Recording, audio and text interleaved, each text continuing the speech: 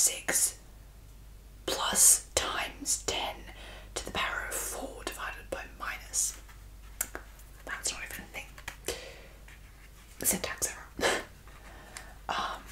Now, the thing I hate about this calculator is how difficult it is to change from radians to degrees and from degrees to radians, because you literally need to press like 5 million buttons to do that. So like, you press settings, then you press calculator settings, then you press angle unit, then you press radians. It's literally like so annoying. So I think I'll stick to like my old calculators when I'm doing like degrees and radian stuff. This one would be really good for vectors. I've heard that it's really good for vectors, so I might just change it back right now. Settings, calculator settings, angle unit, degrees. Okay. How do I? Oh, here we go. Turn it off. Alright. So that's the calculator. It's so hard to open it. Alright, there we go. Moving on, this is my maths folder. I already have stuff in here because I have my year 11 stuff in here still. So this is my maths book. Sorry, this is my maths book. I have some stuff in here already. Like, we were doing probability, I think. So I have some of that. And like all of my revision. The previous task was in here.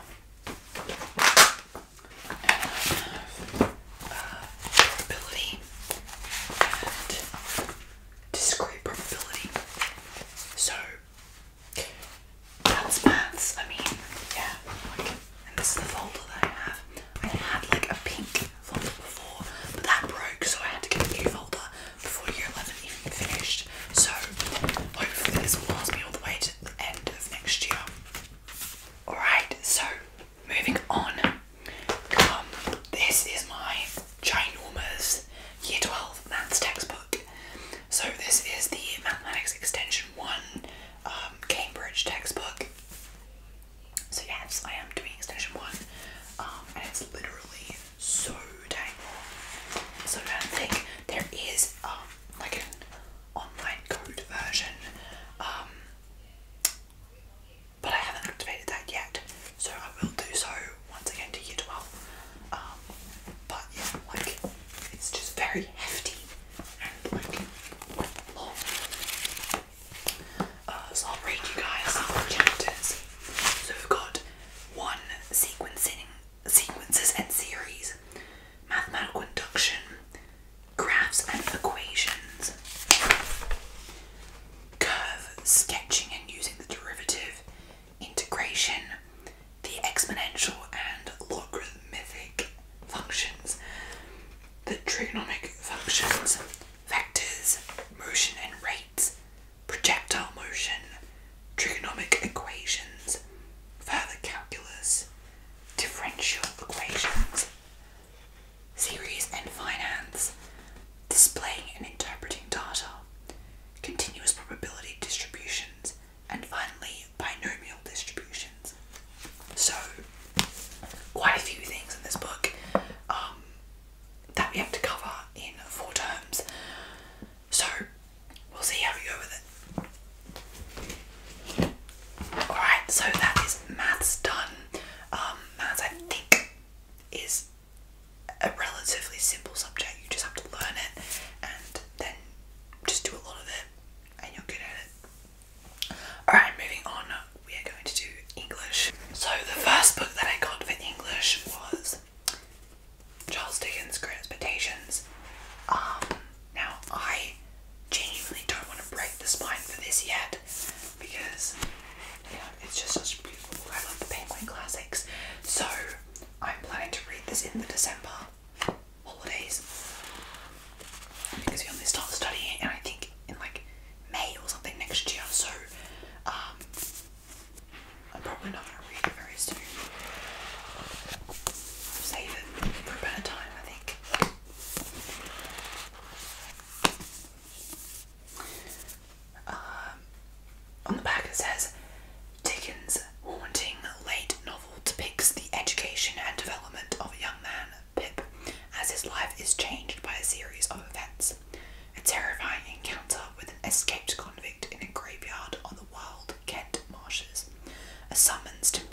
bitter, decaying Miss Havisham and her beautiful, cold-hearted ward Estella, the sudden generosity of a mysterious benefactor, and he discovers the true nature of his great expectations. This definitive edition includes appendices on Dickens' original ending, giving an illuminating glimpse into a great novelist at work. So I'm very excited to read this. I have read one other Dickens work, which is A Tale of Two Cities, which was written 1 year before Great Expectations. But other than that, I haven't read any other Dickens works. I do know that he is a master at settings. The thing about Tale of Two Cities is I absolutely despised the storyline. I didn't like the love triangle. I didn't like any of the storyline, but what I really, really, really loved was the setting, and I just kept coming back for the setting. The parts that I would reread were the setting parts, the parts about how cruel the French Revolution is, the parts about the guillotine, the parts about like London and the image of London. Like, those are the parts that I reread. It's not the parts about the actual storyline that I reread. Like, I genuinely can tell you that I don't remember anything about the storyline. So I'm kind of prepared for Great Expectations to be very similar. But who knows? I've heard that Great Expectations is Dickens' best work, so I'm excited.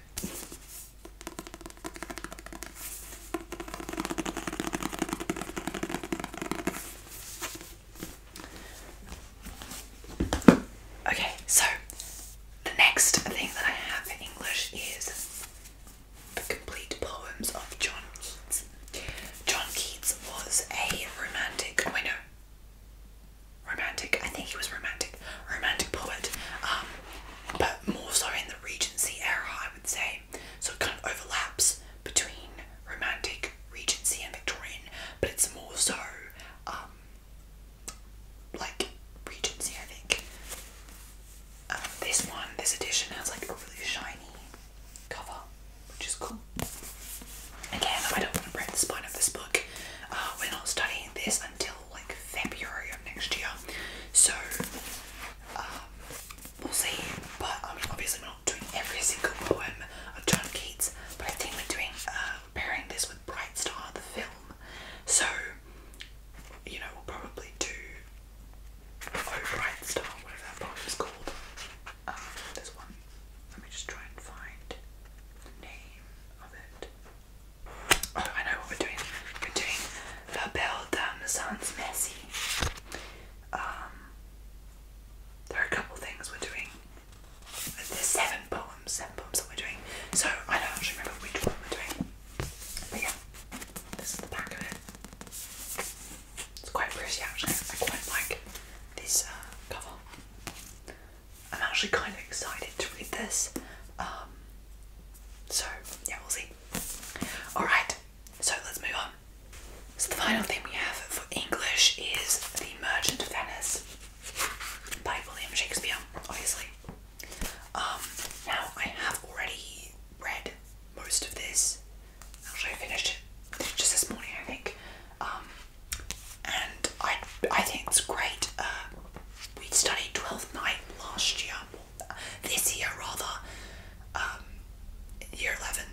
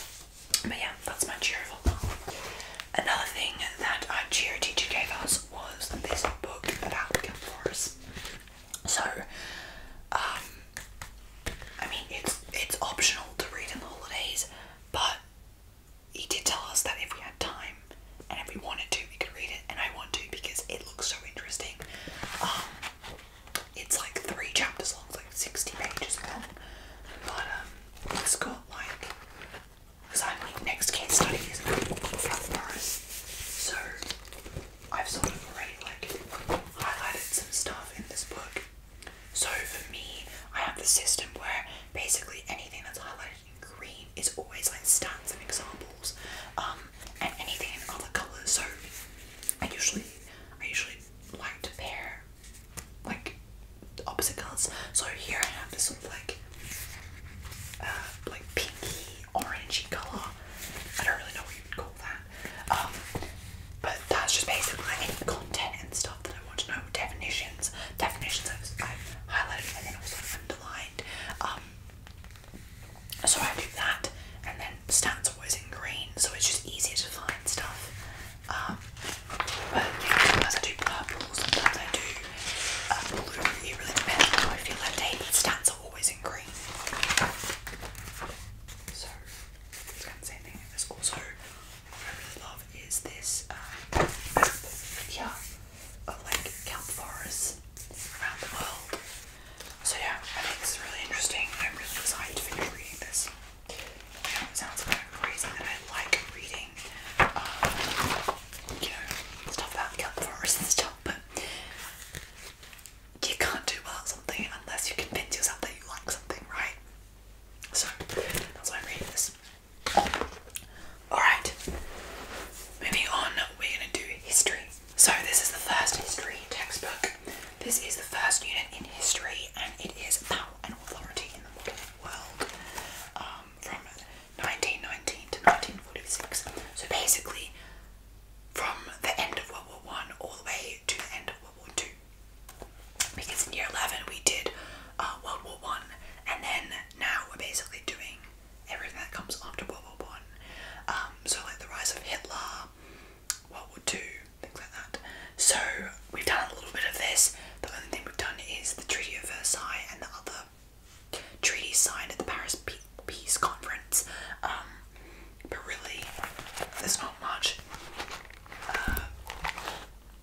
So I have a couple things highlighted in this book. So for me, history is always blue.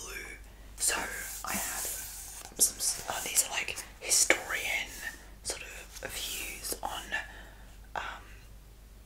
the post-World War I treaties, and so I've just got like the different views sort of highlighted and the main parts of their quotes that I can probably put into like a mini essay or something.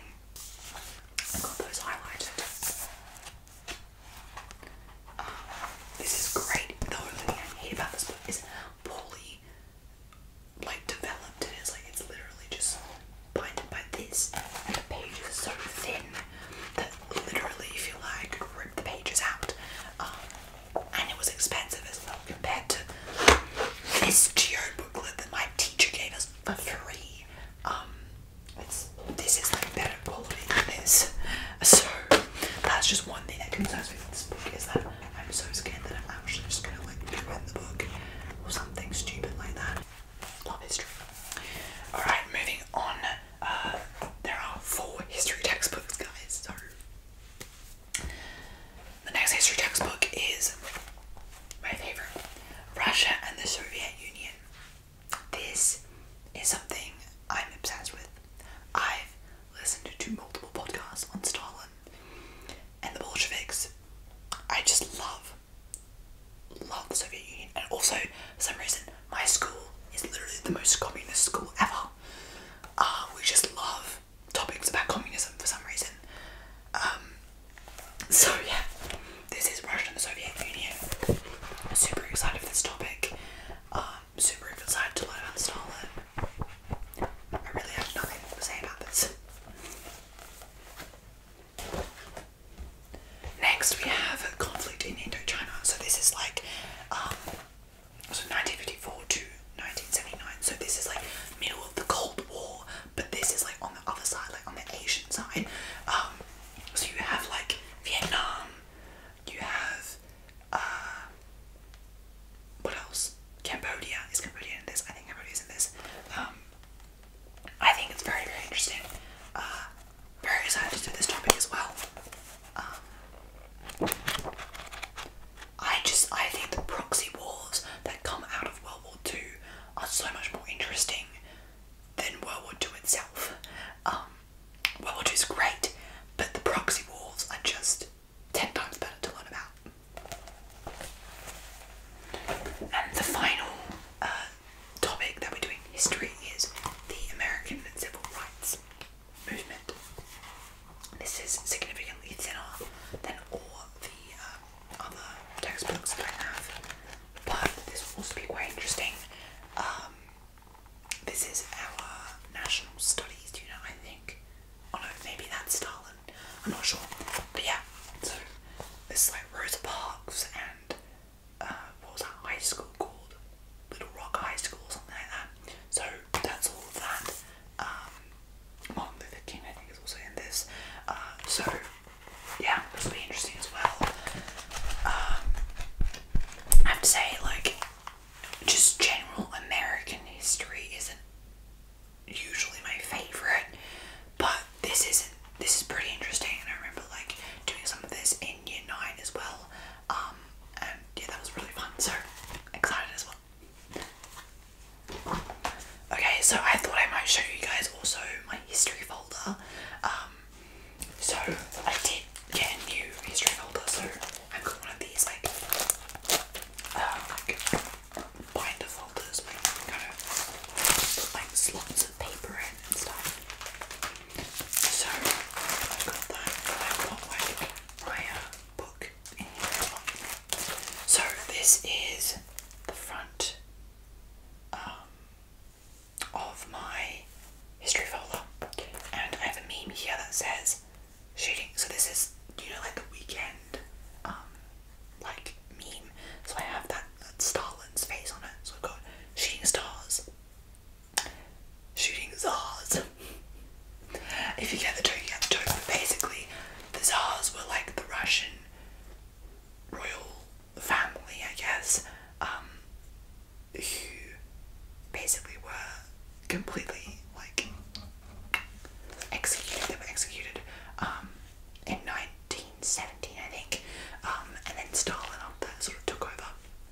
So, I mean, there's a bunch of stuff that happened in between. Like, we're doing it soon, but like a bunch of stuff happened in between with the Bolsheviks and then like Stalin and stuff. But the essence of it is that it's like the Tsar, and then like Stalin basically comes in and does the same stuff as the Tsar.